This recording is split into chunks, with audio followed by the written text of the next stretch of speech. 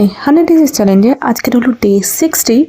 তো আজকে সকালে ব্রেকফাস্টটা একটা দারুণ ব্রেকফাস্ট দিয়ে শুরু হয়েছে, কারণ চা দিয়ে যে স্টার্ট হয়েছে, তাই না? তো তারপরে আমরা একটু ব্রেকফাস্ট করে রেডি হয়ে নিয়েছিলাম। কোথায় যাব সেটাও দেখাবো। অ্যাকচুয়ালি যাব বলতে আমরা এক জায়গায় ঘুরতে এসেছি। মানে আমার বৌদির বাড়িতে আমরা ঘুরতে এসেছি। তো ওখানে একটা অন্য পুজো ছিল, সেই কারণে ঘুরতে এসেছি। আর এদিকে আমাদের মডেল রেডি।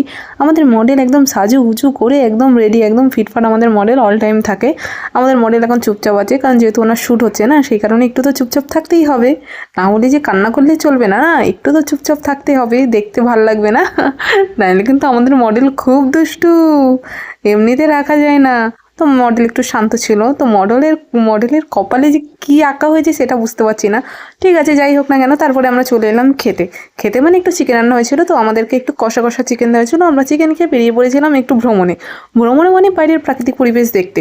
আর যেহেতু এটা গ্রাম্য এলাকা, তো এখানে অনেক সুন্দর জিনিস দেখতে পাবে তুমি, যেহেতু চারিদিকে চাষবাস হচ্ছে। দেখতে বেশ ভালো লাগছিলো। আমরা মজা করে করে এগিয়ে যাচ্ছিলাম। আর যাচ্ছিলামটা কোথায়, মানে কোন উদ্দেশ্য নেই, উদ্দেশ্য ছাড়াই আমরা হাঁটছিলাম। সো টাটা, আজকের মতো বাই বাই।